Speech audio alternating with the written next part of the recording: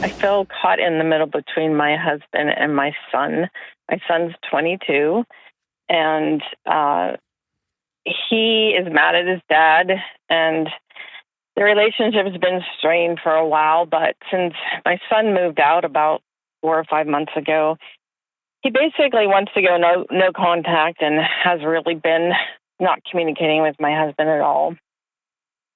It's a little bit more complicated because they both work off our property, so they do see each other, interact with each other, but pass each other. But there's a strain in the interaction, and I'm sort of getting both sides of it.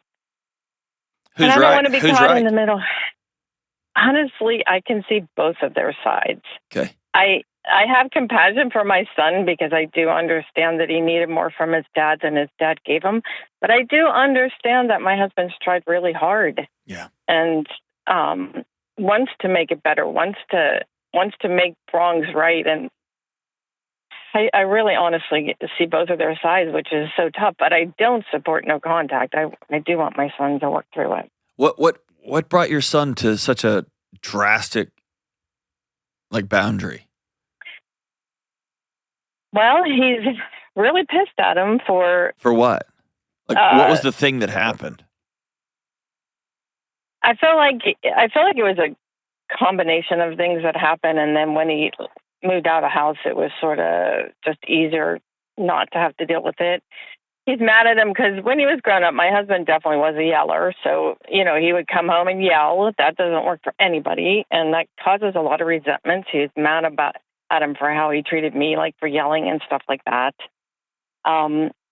Because my husband owns a business and my son worked with him for many, many years, including the first year after high school.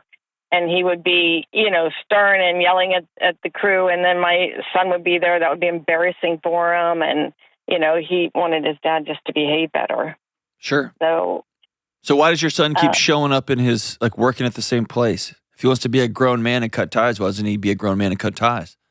Well, he has. He has his own business. He doesn't work with him anymore, but both of the businesses are based on our property. They don't work in the same place anymore. The same business. They both own their own. But your husband owns the property? Oh yeah, we own it. Yeah. Mm-hmm. Well, if my son thinks I'm such a bad person, and by the way your husband acted, you're right. It was ridiculous, stupid. Right. He acted like a child, right? He did. And your son is right to be upset with his dad. But yeah, if I'm going to be a grown man and put up boundaries, then I'm going to accept the responsibilities of my boundaries. Which is not to work on the property? Yeah. If I would be tough and hard, then I'd be tough and hard. I honestly like having him there. That's of course you do. Because here's why. You have some guilt and shame. I do. God, I really did try hard. I mean, I do have a nice relationship with him, but I do feel bad about repeating. I feel like I repeated some of the pattern of my own dad who chose work over family and that kind of stuff. And there's part of you that feels guilty that I should have protected him. I should have gotten in the middle of it. I should have. And all those things all of them may be true. They're probably not, but all we can deal with is right now. Right. So here's what I always recommend to folks caught in the what I would call getting triangulated in your situation. Mm-hmm. I would tell my husband, that's my son, and we go out for lunch or breakfast once a week. And you can whine all you want, but that's my son, and you're not getting in the middle of that. Okay. And I would tell my son, that's my husband, and he screwed up, and he is working his butt off to change and not yell. And I believe in forgiveness, and I believe in transformation and redemption, and I'm giving him that shot. And so if you want to be a grown-up boy and just talk trash, you're not going to talk trash about my husband in front of me, especially not when he's trying this hard to change. Okay. So be more of a boundary with my son. And you could tell him, you don't get to talk that way about my husband. If you want to badmouth your dad while you're still working on his property, by the way, it's kind of like the dog with the little dog with the loud bark who has the huge dog right behind him. Like, cool. It's easy to talk. It's easy to run your mouth when you're not paying rent. But alas, right?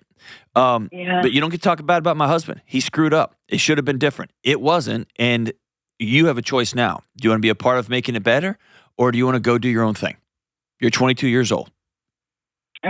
So I gotcha. I feel like now that you're saying this, that I was still stuck in that like younger kid mom mode where You are. I want to try to make it better for him and help him to process it and like move through it. But He's not interested. He's interested in two things: differentiation, which is age appropriate. 22-year-old men should be flexing their muscles against their 50-year-old dads. That's normal, right? Okay. That's that sort of tension, especially in the modern world, isn't a thing to be scared of. There's a natural. I have to find my place. Okay. I personally in my house am doing a ton of work on my end where like since my son was a little boy, making sure he knows that I love him deeply and I hug him and I look him in the eye and tell him I'm proud of him. And now that he's older, I send him messages on a regular basis. I want him to know when this differentiation happens. And by the way, he's 15. It's already happening in my house right now. Right. I want him to know we are two separate men. I'm a separate man and you're growing into a separate man, but I will always be on your team. Okay. And so it makes that separation not one of combativeness, but one of partnership. But so be it. So that part, a 22-year-old trying to flex and see, I want to do the things my way now, that's normal. Okay. What's not normal or what's coming from a place of hurt is I have to badmouth my dad and trash him. I'm telling the truth, but I'm still trashing him in an effort to make my tiny 22-year-old manly self feel a little bit taller. And you're not going to do that on my dime. You're not going to do that on my husband. So it's okay to set that boundary and Absolutely. not. Yeah. Okay. I'm following you. But do it from a place of truth so your son doesn't feel insane. Okay. And here's what it would look like in real life. Hey, son, I'm taking you out. We're going to start going to lunch or breakfast every week together. I'm your mama, and we're going to do that. Mom, I'm too... No, I'm your mom. We're doing that. If you're working on my property, you have to have lunch with me. My rules. Fine. And then at that first lunch, after you've established this is going to be an ongoing thing, say, hey, the way your dad yelled and treated us growing up was wrong. And it was wrong that I let it go on, and I'm sorry. The way your dad embarrassed you when you were working for him after high school, that was wrong. And I'm watching a man in real time work his butt off to change. You don't have to be a part of that, but I'm not going to let you run down dad anymore in front of me. You're going to have to find new people to complain to. I guess that brings up a little bit of fear as if he'll go back for me. He just might. He just might. Yeah. Right. But listen, the relationship you're trying to prop up is a facade. And if it's based off of bashing somebody that you go home to every night, that's not a real relationship. Okay. Okay? And so here's what we're trying to do. I'm trying to tell my son, I'm going to walk alongside you, and I'm your mom. I'll always be your mom. I'm always going to love you. And he may say, I'm not coming to breakfast anymore. And you can say, I'm going to be here. Okay. And I love you. And I always will love you. And I hope you'll be here too. And I hope at some point, forgiveness is not for your dad. Forgiveness is for you, because every morning waking up in your shoes has to be exhausting because you wake up angry. Okay. And you know what that's going to turn him into? Someone who yells at people. I know. I totally agree with you. I totally agree with that one. I have been worried about that one. He won't do this, but here's the exercise that I always do when I'm sitting with somebody in person. I hand them a brick. And I say, hey, who's carrying this? The person who hurt you or you? Because this is your rage. Set it down, man. Yeah, set it down, right. Or if you want to carry it cool, and then you and your husband can have broader conversations. Now, be honest, if your husband's not changing, if he's still yelling and screaming at everybody and kicking and moaning, you have to make grown-up decisions about that's just him, and I'm going to choose to live here. I'll love you either way. Or I'm going to start drawing my own boundaries. I'm tired of you yelling and screaming. Stop. You cost us our relationship with our son. I'm not doing it anymore. You get to begin to make some of those boundaries. anytime you put up a boundary, there's always a right and honest fear that someone's going to see that boundary or meet that boundary and they're going to go the other way. And as adults, they get to do that. And you said it best, Elizabeth. You're still trying to treat him and comfort him as though he's a child, and he's not. He's a grown man making grown man decisions. Ugh. But when it comes to triangulating, I'm backing out of that nonsense. I'll tell everybody, you're welcome in my house. Whoever comes over first is welcome in my house. And I'll talk to you and listen to you, but I'm not going to talk bad about you in front of the other person. Just not going to.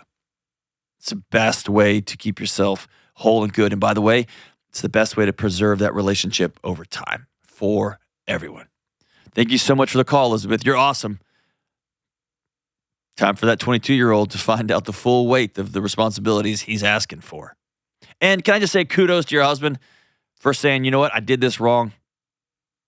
I acted like a child my whole life, yelling and screaming at kids and at my wife and at coworkers, and it was stupid and immature, and I'm done with that life.